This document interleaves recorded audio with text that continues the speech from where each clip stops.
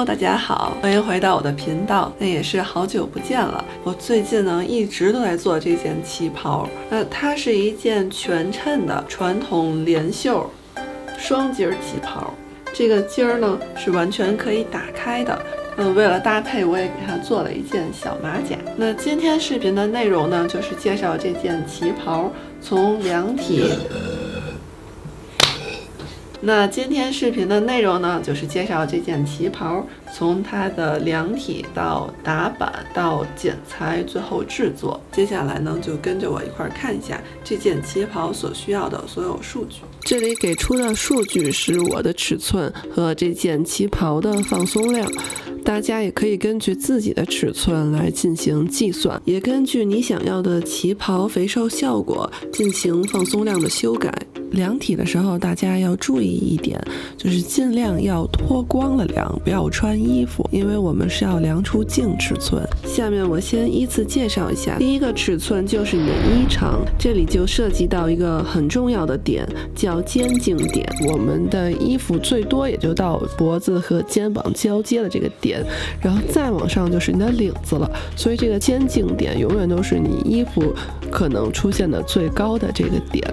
通过肩颈点经过胸点，直接测量到你衣服想要的长度，就是我们的衣长线。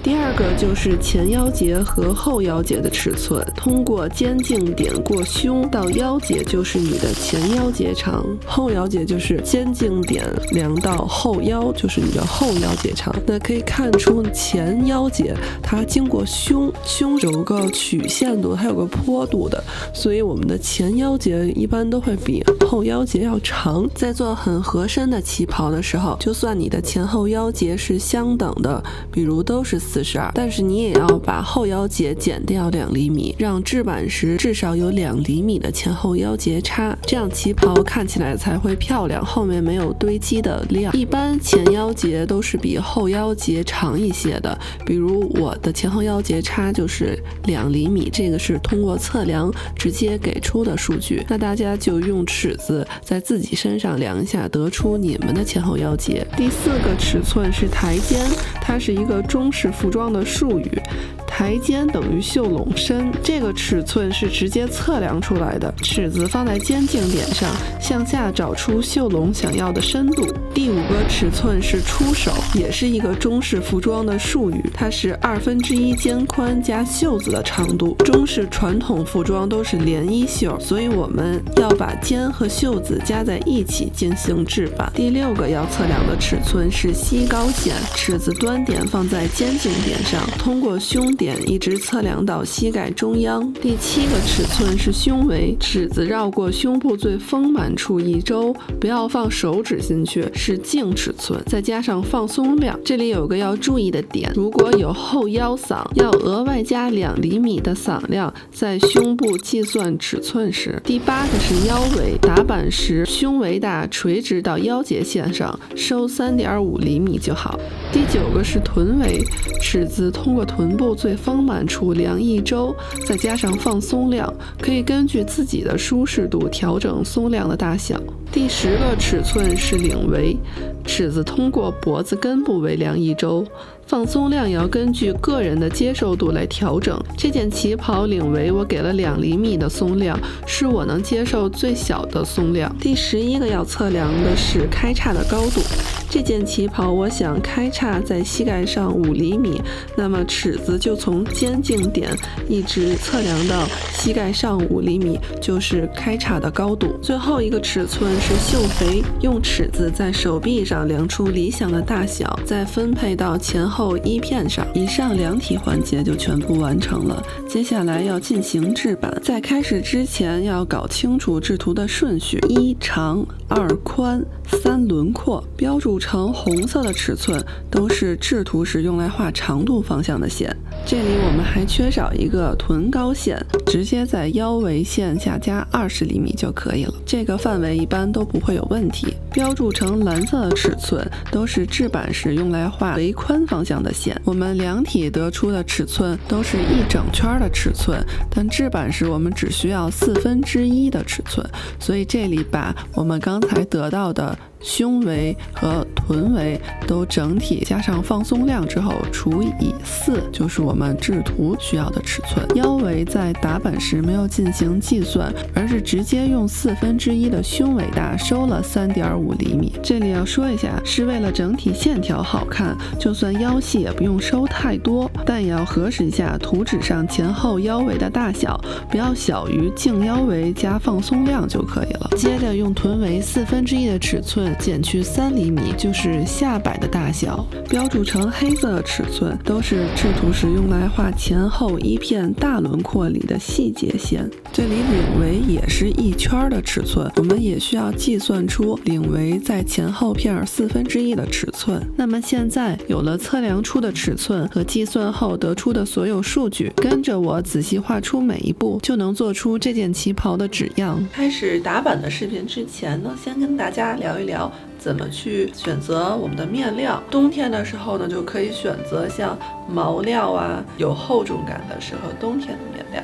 那下面说一下里料，材质要是和你的大身面料相匹配的。像我在学习的时候，老师是推荐我们用这种丝棉的面料，它是由丝和棉混纺出来的，它的价格也不贵，是35块钱左右1米。做传统服饰的里衬就一定要买真丝速断，千万不要买化纤面料，它们的区别就是当你刮浆糊的时候，真丝面料呢它不会阴下去，化纤面料就可能会湿了。买的克重就是16到19毫米。现在的真丝价格是75块钱1米。买这些面料呢，你可以通过网上去买，或者是每一个城市都有自己的面料市场。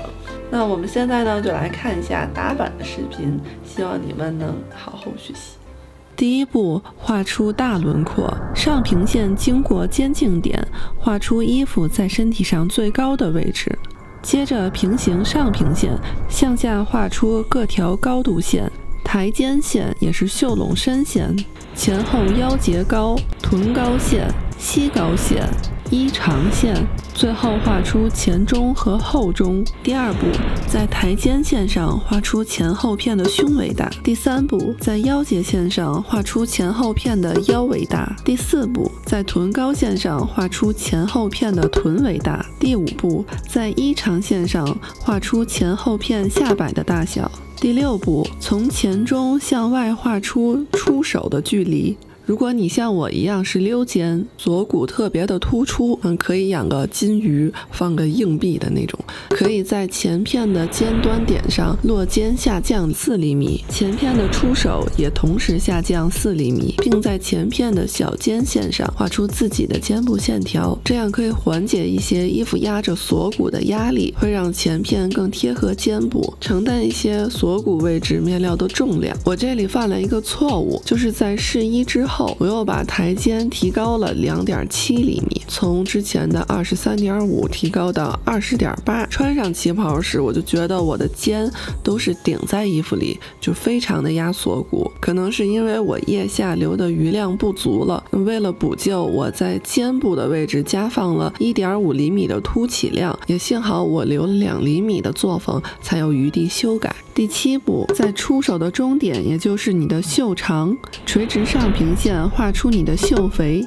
也是袖口的大小。第8步，连接所有的尺寸，画出前后片的轮廓。第9步，根据计算得出的数据，并圆顺地画出领口的形状。每个人的脖子，它的形状是不同的，就算2个人都是一样的领围，可能这个人是扁身，那个人是厚身，领口的形状就完全不同。那么打版时要根据自己的脖子形状来调整领口形状。我的脖子就是扁平型，后背很平，前胸锁骨突出，所以我把前横开领加大，后横开领不变。相反，后背厚的人需要加大后横开领。第10步，画出大襟儿的形状。这里可以参考一些图片，也可以参考这些数据，画出你想要的大襟儿形状。在很多老照片上可以看出，它这个双襟儿是挺宽的，这样才能足够放得下好多排扣子。像我这件，我一开始也是想做1排扣子的，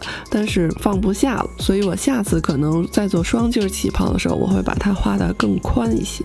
第11步，在前后片画出开叉的高度。第12步，在后片加上后腰嗓。我这款旗袍有加2个后腰嗓，是因为我想要这件旗袍在穿着时腰部更合身一些，但又不影响侧面的曲线，所以我在后腰掐了2个嗓。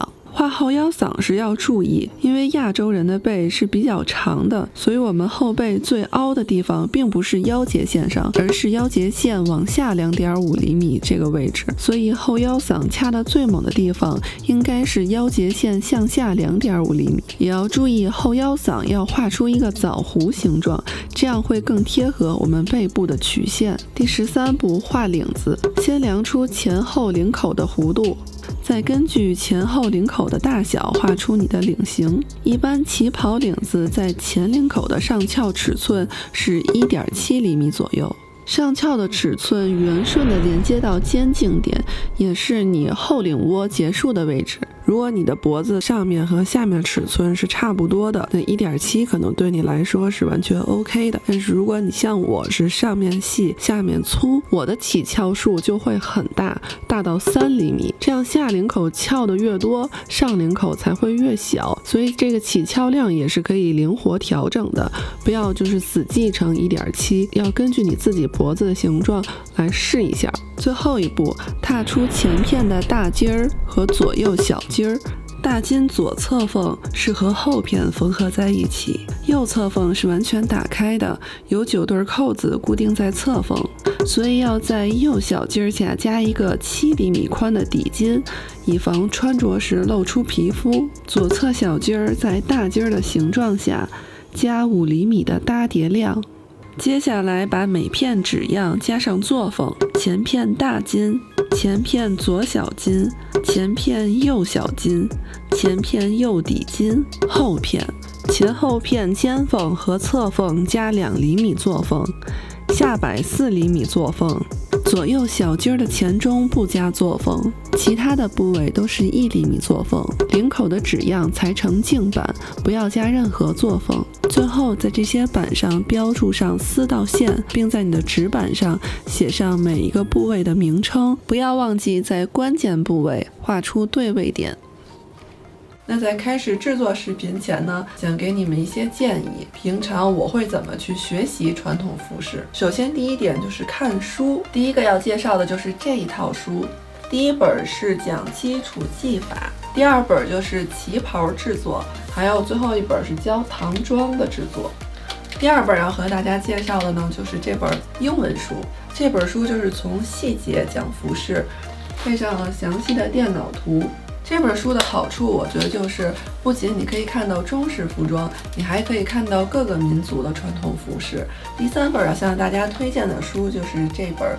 这本书里展示了每一件旗袍和它的拥有者的详细的信息，他们的拥有者都是民国年代的一些名媛，也可以通过这些图片找到很多的灵感，学习一下真正的老旗袍都是什么样子的。除了看书之外，我还会经常在网上搜索一些教学视频，看看别人的视频也是非常好的，因为每个人的思路都是不一样的，你一定会从别人的视频里学到一些东西。那最后一个我学习的方式就是去上课。那在大家看我做这些衣服之前，其实我已经上了很多节课了。那这些课程可能成本就会高一些，但是你真的能很系统的学到每一步。相对比制作来说，其实打版是很简单的，你不可能看了一个视频就把它们都学会，这是不可能的。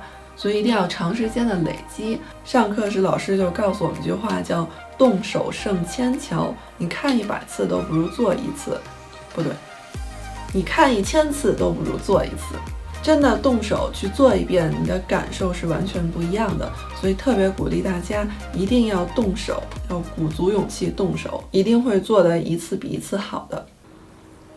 那我们现在说一下制作工艺。第一步就是打浆糊，浆糊就是用面粉做出来的。1杯的面配上3杯半的水，把面和水倒在碗里，均匀的搅拌好，调到中火，分4次加热。第一次打浆糊要30到40秒左右，浆糊呢还会是水状的。第二次打个1分半，这时候它就会稍微有点凝固。第3次也打1分半，它已经像固体的了。最后一次呢，几乎这个面糊呢就应该熟了，熟之后呢，它就是有韧性的。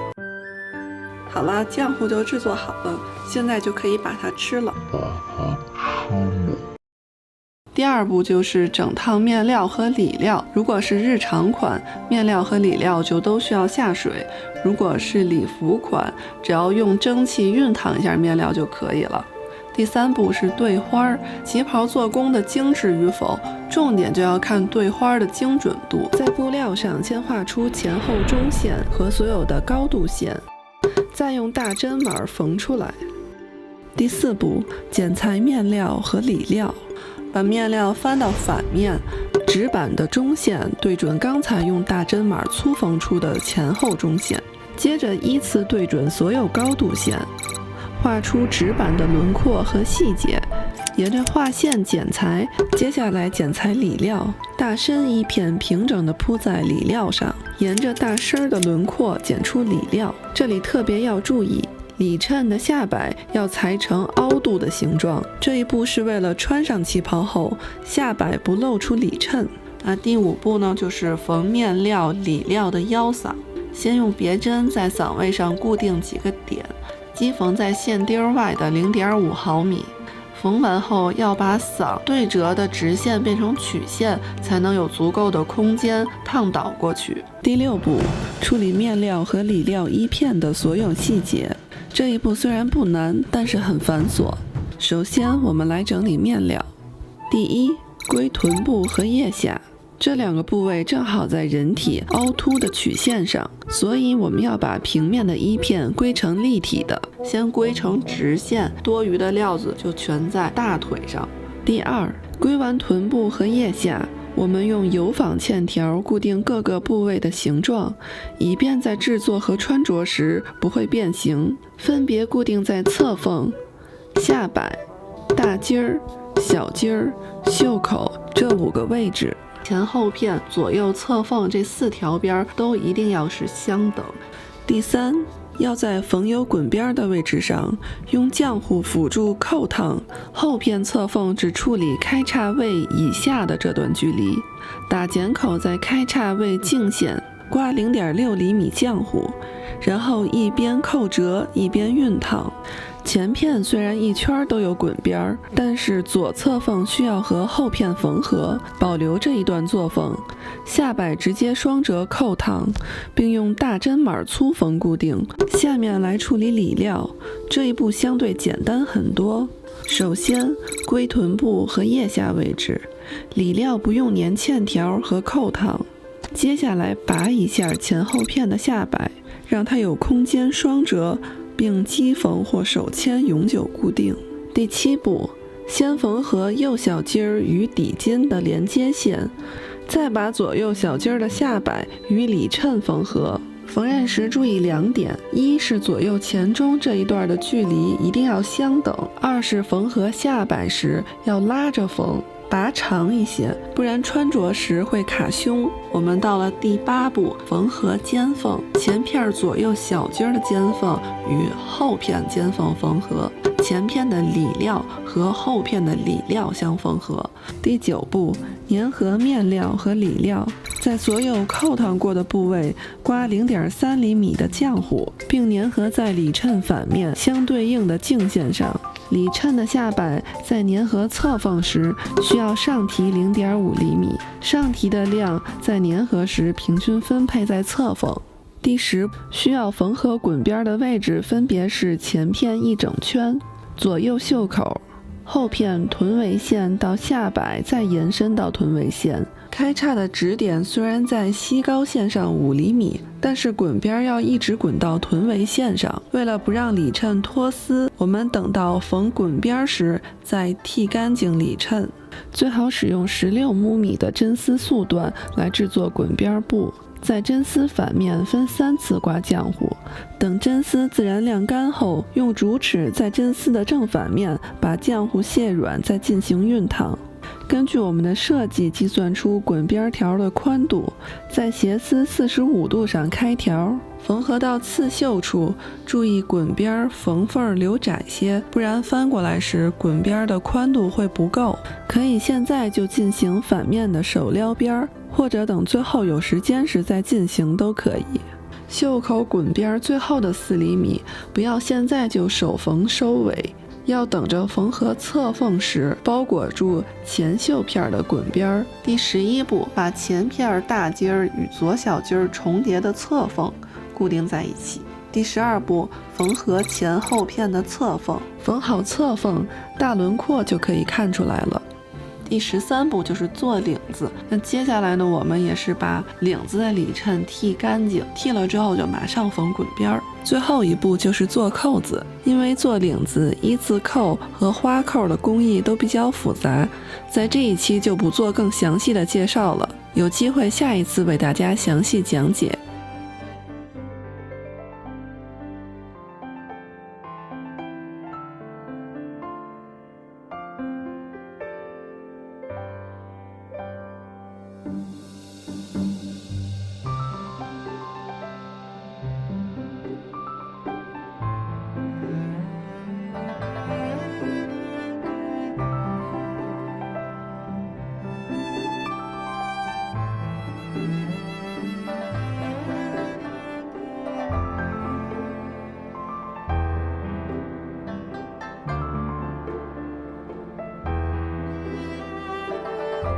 以上就是这期视频的所有教程，希望你们有所收获。我也是想从现在开始好好做一些关于旗袍教程的视频，你们对哪个特定的环节有不明白或者很感兴趣的，可以弹幕留言告诉我，我会再详细的出一期教程。如果你们有条件在北京上课的话，我的老师在春节后会推出一节公开课，一般一套完整的课程的价格是在5000到1万的，但是这一次的公开课的价位是在200块，非常值得去体验一下。它的时间就是1天，其实就是为了大家能够体验一下这种课程你们能得到什么。对公开课感兴趣的话，可以留言告诉我。也非常感谢给我留言的朋友们，你们每一次鼓励我做教程都是给我很大的支持，我才有动力做出这些视频。如果你们喜欢这样的视频，请一定要关注我的频道。那我们下一期再见吧。